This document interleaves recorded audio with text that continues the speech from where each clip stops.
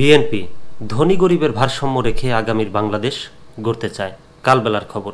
BNP জনগণের ভোটে রাষ্ট্র ক্ষমতায় এলে ধনী গরিবের ভারসাম্য রক্ষা করে আগামীর বাংলাদেশ গড়তে চায় জানিয়েছেন দলটির কেন্দ্রীয় ক্রিয়া বিষয়ক সম্পাদক ঢাকা মহানগর উত্তর বিএনপির আহ্বায়ক আমিনুল হক। তিনি বলেন, ফ্যাসিবাদ আওয়ামী সরকারের সময়ে আমরা দেখেছি যারা ধনী ছিল তারা আরও ধনী হয়ে গেছে, আর যারা গরিব ছিল তারা আরও গরিব হয়ে আছে। এটা বিএনপি বিশ্বাস করে না। বিএনপি বিশ্বাস করে ধনী গরিবের ভারসাম্য রেখে আমাদের আগামীর ভবিষ্যৎ, আগামীর বাংলাদেশ গড়তে হবে। মঙ্গলবার ৪ ফেব্রুয়ারি দুপুরে রাজধানীর কাওলা সিভিল অ্যাসোসিয়েশন হাই স্কুলের সামনে ঢাকা মহানগর উত্তর বিমানবন্দর থানা বিএনপির কর্মী সভা ও রাষ্ট্র সংস্কারের ৩১ দফার কর্মশালায় প্রধান অতিথির বক্তব্যে তিনি এসব কথা বলেন। আমিনুল হক বলেন, গত ১৭ বছর স্বৈরাচার শেখ হাসিনার সরকার শুধু তাদের গুটি কয়েক লোকজনকে ধনীর পর ধনী বানিয়ে দিয়েছে। স্বৈরাচার আওয়ামী লীগ তারা মেগা প্রজেক্ট বানিয়ে দেশের উন্নয়নের নামে নিজেদের পকেটের উন্নয়ন করেছে, কিন্তু আমরা মেগা প্রজেক্ট করব বাংলাদেশের দরিদ্র মানুষগুলোর উন্নয়নের জন্য, অসহায় মানুষগুলোর জন্য, যাতে ধনী আর গরিবের ভারসাম্য আমরা রক্ষা করতে পারি। বাংলাদেশের আপনারা অনেকেই দেখেছেন যারা ধনী বিগত ১৫-১৬ বছরে যারা ধনী হয়েছে তারা অঢেল সম্পত্তির মালিক হয়েছেন।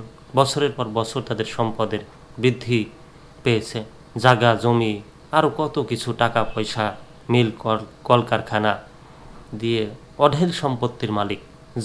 যার কাম্য ছিল না সে তাও সেই সম্পত্তির মালিক হয়েছেন।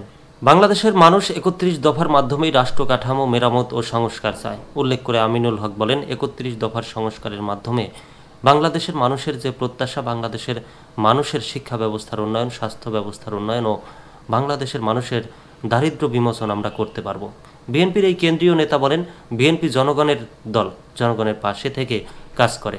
তারেক রহমানের নির্দেশে করোনাকালীন কঠিন সময়ে জনগণের পাশে থেকে লাশ দাফন করা সহ দরিদ্রদের পাশে ত্রাণ সামগ্রী নিয়ে গিয়েছিল বিএনপি।